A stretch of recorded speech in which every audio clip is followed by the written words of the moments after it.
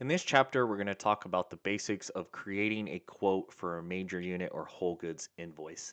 It's something hopefully that you're doing over and over in your dealership.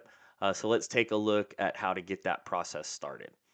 If I have the correct permissions under major unit, I'll see the sales tile or I'll see a mini tile up here on the top left hand part of my toolbar. I can go ahead and click that. It'll open a new quote in a new tab. What I'm going to do now is add in a customer. Can add that there. I could add in a co-buyer if I needed to. I would click that icon, do another search for Mrs. Demo, and then we can add that in. So we have a buyer, a co-buyer. We can enter a PO number if we need to. Maybe it's a government entity, another business. We can set our primary salesperson, a secondary salesperson if it exists, and we can also go down and set an F&I salesperson.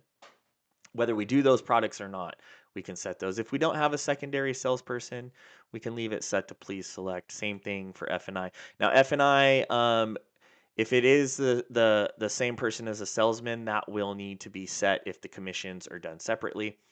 And we'll get to that in a later chapter. We can set our quote expiration date, a follow-up date, and then we can go ahead and select a unit. Once we click the magnifying glass, we'll have a list of our inventory units. Here we can search by a particular manufacturer.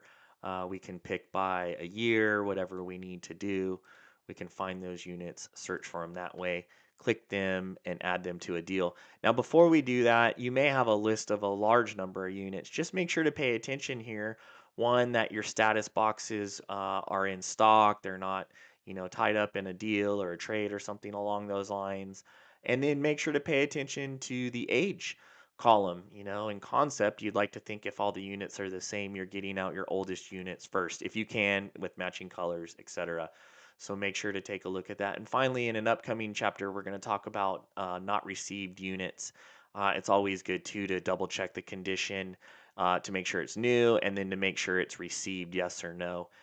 Again, this is a way to make sure that we're selling the right unit to the customer. And of course, you can do some bin checks, which is always the best way to make sure you have the matched up unit. So once I find the unit I want, I can highlight it, click Add Selected, and it's going to go ahead and put that into my quote. Now, once it did that, you can see it landed me down here on a bit of a unit detail. This is where I could come and make any types of tweaks to the pricing.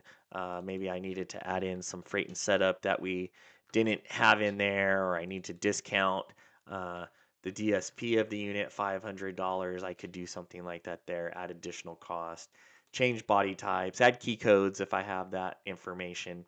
And then from there, we would go, which we're going to talk about now in upcoming chapters, about all these areas over here in our left hand field. Again, just for this video, we're just talking about how to get a basic quote built in the system so that you can start working it and getting it into a deal. And at this point, that's what I've done. I've added in a customer, a co-buyer, I've added in a unit. I've kind of found out how to make some tweaks here. And if I need to, I can go ahead and save this because the customer likes a deal. They're going to come back.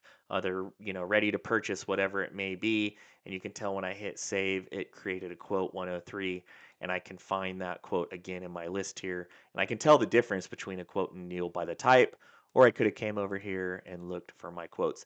Additionally, don't forget that you can also click these headers to sort them by ascending or descending by any one of these fields. So don't miss out on that. So that's our basics of how to just open a quote, select a customer, add a unit, and make some tweaks, hopefully trying to get to that point to where we can start to work this as a real deal, which is what we're going to cover in our next set of chapters, is all the components of a deal and then how to convert it and then actually post it.